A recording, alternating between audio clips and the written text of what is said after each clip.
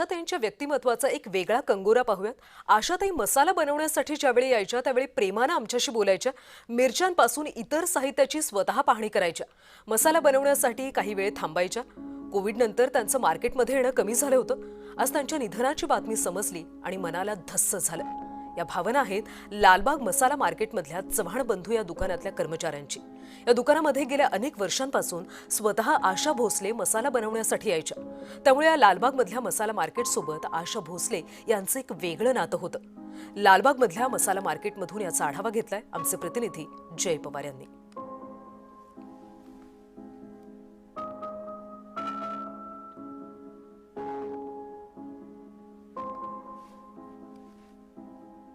वाटतं मनाला आणि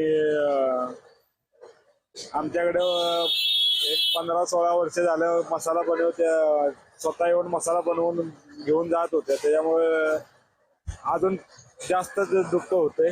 पहिल्यांदा आले तेव्हा आम्ही चक्क असं अरे वा एवढ्या मोठ्या माणूस आपल्या जवळ आले,